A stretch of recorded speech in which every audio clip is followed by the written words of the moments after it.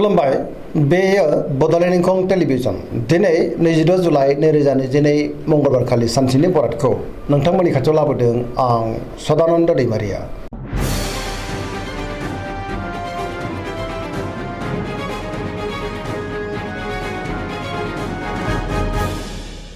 सिगां फरायनो लादों मेष राशि गिबि हांखो अ ल।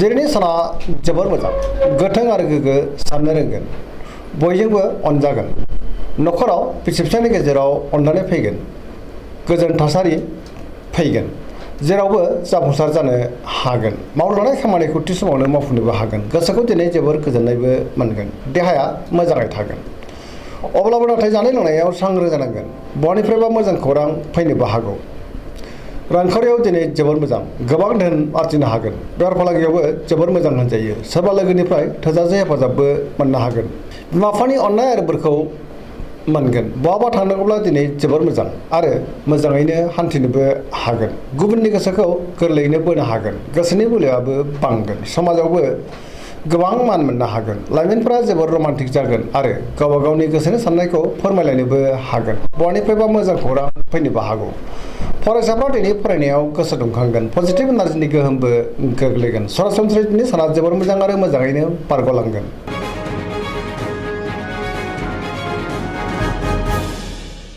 वृष राशि गिबि हांखो इ अ ब। दिनैनि साना मोजां आरो गाज्रिनि गेजेरजों बाबेनलांगोन गोसोखौ दिनै जोबोर उसाव बादाव मोनगोन गोसोनि बोलोआ लोरबां जागोन मावनो लानाय खामानिखौ थि समावनो आरो गोरलैयैनो मावफुंनोबो हागोन समाजावबो मान मोनगोन रांखावरियाव दिनै जोबोर मोजां बेफार फालांगियावबो जोबोर मोजां मुलाम्फा मोननो हागोन आयाबो बांगोन नखराव बिसि फिसायनि गेजेराव अनलायनाय फैगोन बिदा फंबायजों दिनै मोजाङैनो अनलायनाय फैगोन देहाया मोजाङैनो थानाय नङा गोबां रोखोमनि देहायारि जेंनाजों मोगा मोगि जानांनो हागौ जानाय लोंनायाव सांग्रां जानांगोन गुबुननि हेफाजाबखौ मोनगोन लोगोफोरनि अनसायनाय मोननो हागौ नाथाय अब्लाबो गोसोनि साननायफोरा देबार नांगोन बहाबा हान्थिब्ला लामा सामायाव सांग्रां जानांगोन हरखाबै खैफोदबो फैनो हागौ नेगेटिभ एनार्जिनि गोहोमबो गोग्लैनो हागौ सांग्रां जानाया गाहाम।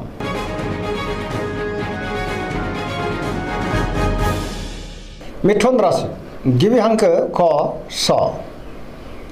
दिनैनि साना जोबोर मोजां माबा मोनसे मोजां खौरां मोननो हागौ गोबां मोजां खाबुबो फैनो हागौ बयजोंबो अनजागोन आरो गुबुननि अनसायनाय मोनगोन गोबां बिथिङाव जाफुंसार जानो हागोन गोसोखौ दिनै जोबोर गोजोननायबो मोनगोन गोसोआव गोग्गो आरो गोथों साननाय फैगोन देहाया मोजाङै थागोन रांखावरियाव मोजां बेफार फालांगियावबो दिनै जोबोर मोजां मुलाम्फा मोनगोन नखराव बिसि फिसायनि गेजेराव अनलायनाय फैगोन समाजाव गोबां मान मोनगोन गोसोनि बोलोआ बांगोन मावनो लानाय खामानिखौ थि समावनो आरो गोरलैयैनो मावफुंनोबो हागोन सोरबा लोगोनि हेफाजाबबो मोनगोन गुबुनजों मोजां सोमोन्दो लाखिनो रोंगोन लाइमोनफोरनि गोसोआ दिनै जोबोर रमान्टिक जागोन आरो गावबा गावनि गोसोनि साननायफोरखौबो फोरमायलायनो हागोन पजिटिभ एनार्जिनि गोहोमबो गोग्लैगोन जायखि खामानि मावा मानो मोनफ्रोमबो खामानिखौनो दिनै मोजाङैनो मावफुंलांनो हागोन सिगांनि बबेबा आद्रा खामानिखौबो दिनै मावफुंनो हागोन।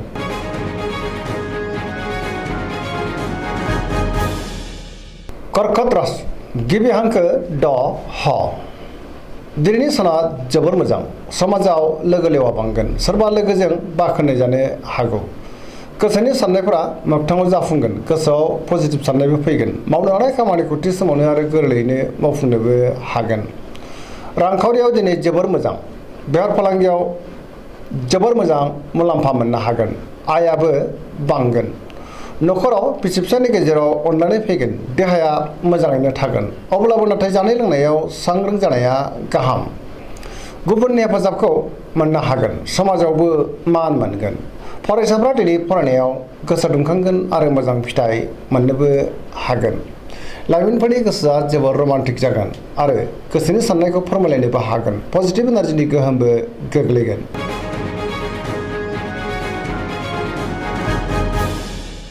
सिंह राशि गिबि हांखो म ट। दिनैनि साना जोबोर मोजां सोरनिबा अननाय मोननो हागौ गोसोखौ दिनै जोबोर गोजोननाय मोनगोन समाजावबो मान मोनगोन गोसोआव गोग्गो आरो गोथों साननाय फैगोन सिगांनि बबेबा जेंनाया दिनै सुस्रांजानो हागौ। मावनो लानाय खामानिखौ मावफुंनो हागोन। सोरबा लोगोनिफ्राय थोजासे हेफाजाबबो मोनगोन। बहाबा दावबायहैनो बा हान्थिनो खाबुबो मोननो हागौ। रांखावरियाव जोबोर मोजां। आयाबो बांगोन। मोननो गोनांखौबो दिनै मोननो हागोन। बेफार फालांगियाव जोबोर मोजां मुलाम्फा मोनगोन। गोसोनि साननायखौ दिनै गुबुननो फोरमायनोबो हागोन। न'खरावबो अनलायनाय फैगोन। समाजाव मान मोनगोन। गुबुननि गोसोखौ गोरलैयैनो बोनोबो हागोन। देहाया दिनै मोजाङै थागोन। गुबुननि थाखाय गोबां मोजां खामानि मावनानै होनोबो हागोन। पजिटिभ एनार्जिनि गोहोम गोग्लैगोन।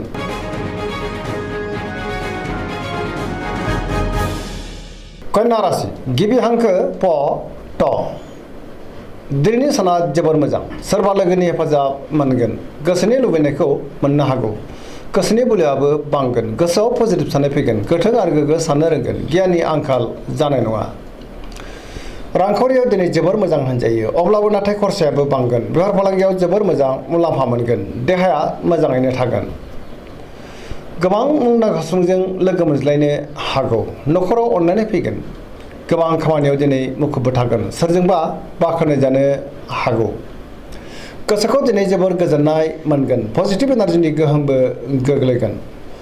सिगांनि बबेबा आद्रा खामानिया दिनै मावफुंजागोन। गुबुननि थाखाय गोबां मोजां खामानि मावनानै होनोबो हागोन। लाइमोनफ्रा दिनै जोबोर रमान्टिक जागोन आरो गावबा गावनि गोसोनि साननायखौ फोरमायलायनोबो हागोन।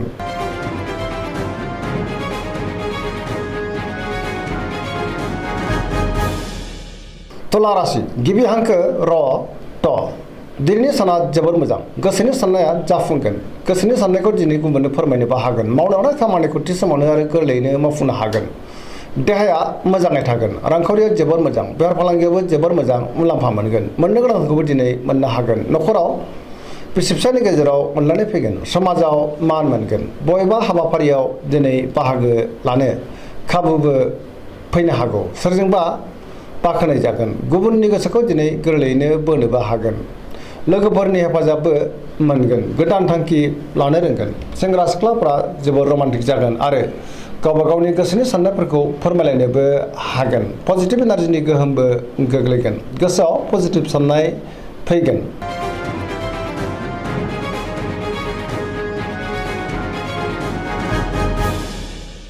वृश्चिक राशि गिबि हांखो न स। दिनैनि साना जोबोर मोजां।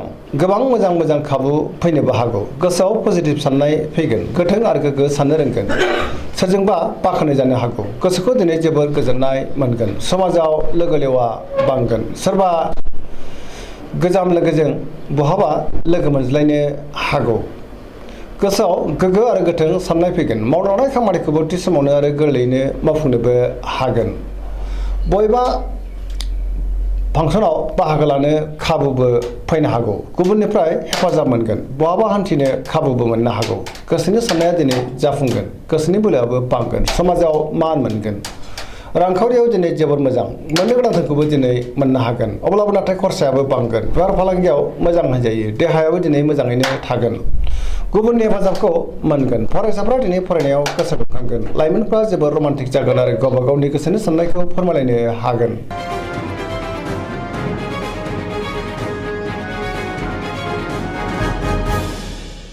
धनु राशि गिबि हांखो ढ फ भ। दिनैनि साना जोबोर मोजां। बयजोंबो गोरोबनो रोंगोन। हरखाबै माबा मोनसे मोजां खौरां फैनोबो हागौ। गोसोआव गोग्गो आरो गोथों साननाय फैगोन। पजिटिभ साननो रोंगोन। मावनो लानाय खामानिखौबो थि समावनो मावफुंनो हागोन। गोसोनि साननायफ्रा मोगथाङाव जाफुंगोन। रांखावरियाव दिनै जोबोर मोजां। अब्लाबो नाथाय खरसायाबो बांगोन। मोननो गोनांखौ दिनै मोननो हागोन। बेफार फालांगियाव जोबोर मोजां मुलाम्फा मोनगोन। समाजावबो गोबां मान मोनगोन। देहाया दिनै मोजाङै थागोन। न'खराव बिसि फिसायनि गेजेराव अनलायनाय फैगोन। बिदा फंबायनिफ्राय थोजासे हेफाजाबबो मोनगोन। बहाबा दावबायहैनो खाबु मोननो हागौ आरो गाहामैनो हान्थिनोबो हागोन। लाइमोनफोरनि गोसोआ दिनै जोबोर रमान्टिक जागोन आरो गावबा गावनि गोसोनि साननायखौ फोरमायलायनोबो हागोन। पजिटिभ एनार्जिनि गोहोमबो गोग्लैगोन। धोरोमारि बिथिङाव दिनै गोसो दुंखांगोन।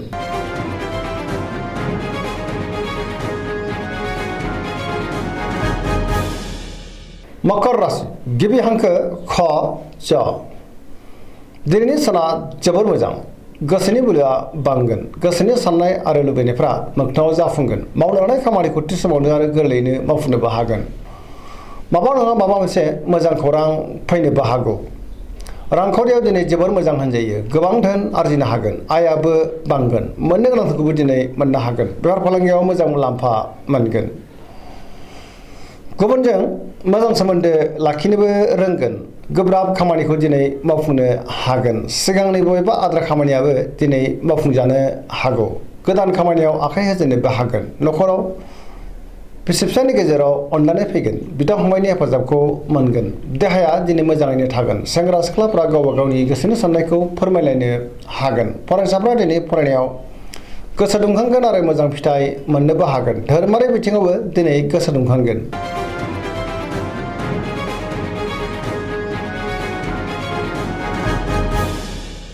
कुम्भ राशि गिबि हांखो ग स दिनैनि साना मोजां आरो गाज्रिनि गेजेरजों बाबेनलांगोन बयजोंबो मोजां सोमोन्दो लाखिनो रोंनाय नङा माबा मोनसे गाज्रि खौरां फैनोबो हागौ गोसोआव नेगेटिभ साननाय फैगोन गोसोखौ दिनै जोबोर उसाव बादावबो मोननो हागौ मावनो लानाय खामानिखौ थि समावनो मावफुंनो हागोन समाजाव मान मोनगोन गोबां मुंदांखा सुबुंजों दिनै लोगो मोनज्लायनो हागौ बहाबा दावबायनो एबा हान्थिनो खाबुबो मोननो हागौ रांखावरियाव मोजां बेफार फालांगियावबो दिनै मोजां होनजायो देहाया नाथाय बारा मोजां थानाय नङा हरखाबै लोरबां जानो हागौ जानाय लोंनायाव सांग्रां जानांगोन न'खराव अनलायनाय फैगोन गुबुननि हेफाजाबखौबो दिनै मोननो हागोन बिमा बिफानि अननाय आरो बोरखौबो मोनगोन बहाबा थाङोब्ला सोरखौबा लोगो मोननो हागौ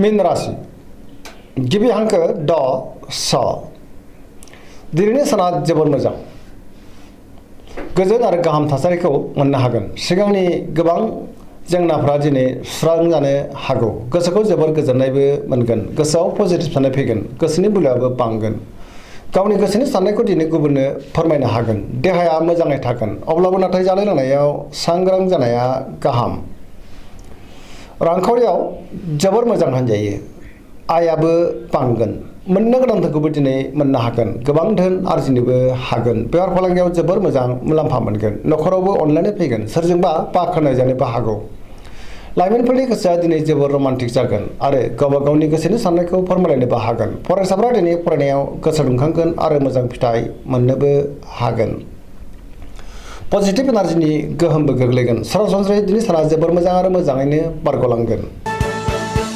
दिनैनि राशि फरायनाया एसेनोसै जोबनायाव बेखौनो खावलायो जाहाथे नोंथांमोना सानफ्रामबो जोंनि बे बड'लेण्ड इंखं टेलिभिजनखौ नायबाय थायो आरो साबस्क्राइब खालामो लोगोसे लाइक खालामो आरो शेयार खालामो एसेनोसै गोजोन्थों